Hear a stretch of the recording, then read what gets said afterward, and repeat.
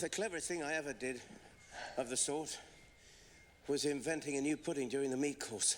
In time to have it cooked for the next course? Well, that was quick work, certainly. No, not the next course. Certainly not the next course. Well, then it would have to be the next day. I suppose you wouldn't have 2 pudding courses in one dinner. No, not the next day. No, not the next day. In fact, I don't believe that pudding ever was cooked. In fact, I don't believe that pudding ever will be cooked. And yet, it was a very clever pudding to invent. What did you mean it to be made of? It began with blotting paper. That wouldn't be very nice, I'm afraid. Not very nice alone. But you've no idea the difference it makes mixing it with other things like gunpowder and sealing wax. And here I must leave you.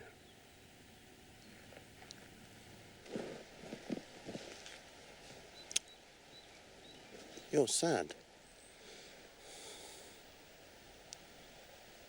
Let me tell you a tale to comfort you. Is it very long? Yes, it's long. But it's very, very beautiful.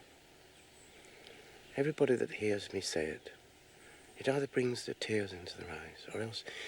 Or else what? Or else it doesn't, you know. The name of the tale is called Haddock's Eyes. It's the name of the tale, is it? No, that's something quite different. That's what the name of the tale is called. The name really is The Aged Man. Oh, so I ought to have said that's what the tale is called. No, you oughtn't. That's quite another thing. The tale is called Ways and Means, but that's only what the tale is called. See? Then what is the tale, then? I'm coming to that. The tale really is sitting on a gate. I'll tell thee everything I can. There's little to relate.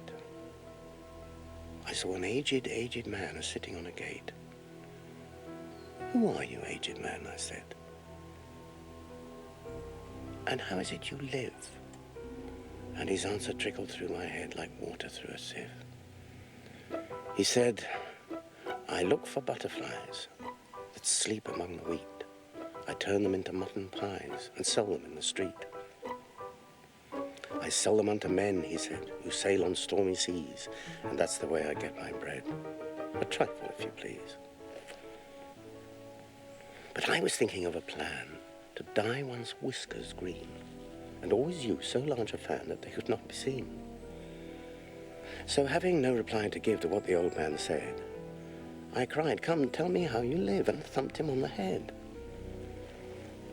His accent smile took up the tale. He said, I go my ways. When I found a mountain rill, I set it in a blaze. And thence they make a stuff they call Roland's of Macassar oil. Yet twopence halfpenny is all they give me for my toil. But I was thinking of a way to feed oneself on butter, and so go on from day to day, getting a little fatter. I shook him well from side to side until his face was blue. Come, tell me how you live, I cried, and what it is you do. He said, I hunt for haddock's eyes among the heather bright, and work them into waistcoat buttons in the silent night. And these I do not sell for gold or coin of silvery shine, but for a copper halfpenny, that will purchase 9. I sometimes dig for buttered rolls, or set limed twigs for crabs. I sometimes search the grassy knolls for wheels of handsome cabs. And that's the way, he gave a wink, by which I get my wealth. And very gladly will I drink your honour's noble health.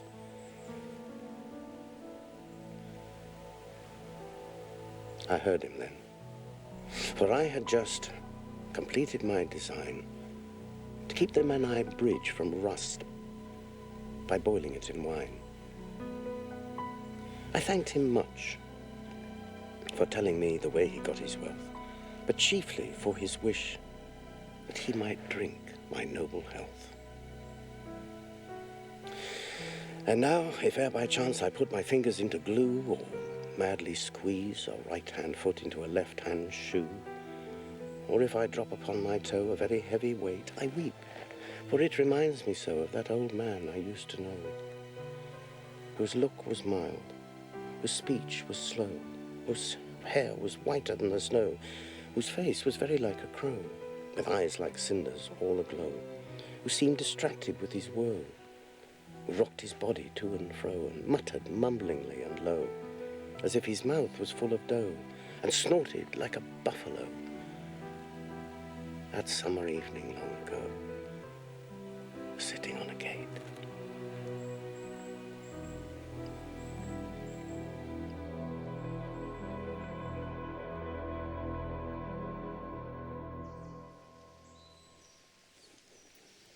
You've only a few yards to go now. Down the hill and over that brook, and you'll be a queen. Only you'll stay and see me off first. I shan't be long. You'll wait and wave your handkerchief when I get to that turn in the road. I think it'll encourage me, you see. Of course I will. And thank you so much for coming this far, and for the tale. I liked it very much. Hope so.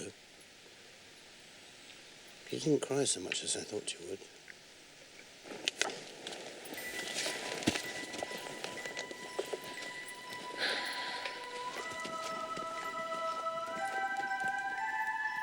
It won't take long to see him off, I expect. There he goes. Right on his head, as usual. However, he gets on again pretty easily. That comes of having so many things hung around the horse.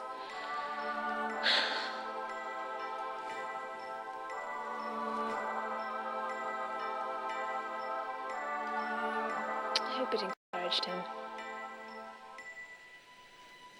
And now for the final brook, and to be a queen. How grand it sounds.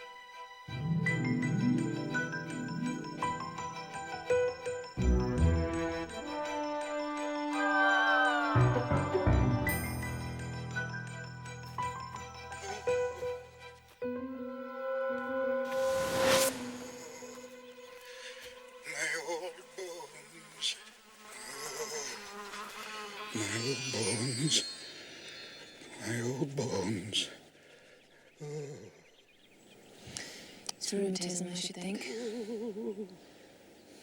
I hope you're not in much pain. Dearie me. Can I do anything for you?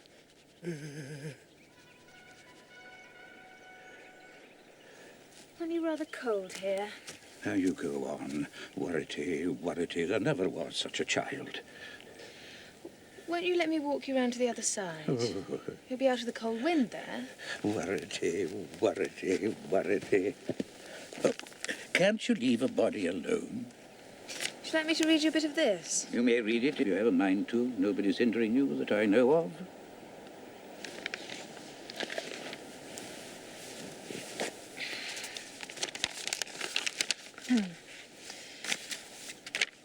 Latest news. The exploring party have made another tour in the pantry and have found 5 new lumps of white sugar, large and in fine condition.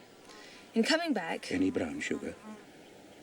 No, it says nothing about brown. No brown sugar. A nice exploring party. In coming back, they had a sad accident. 2 of their party were engulfed. What? Engulfed? There's no such word in the language. But it's in this paper. Let it stop there. You're not well at all. Can't I do anything for you? It's all along of the wig. Along with the wig? You'd be cross, too, if you had a wig like mine. They jokes at one and they worrits one, and then I gets cross, and I gets cold, and I gets under a tree, and I gets a yellow handkerchief, and I ties up my face, as at the present.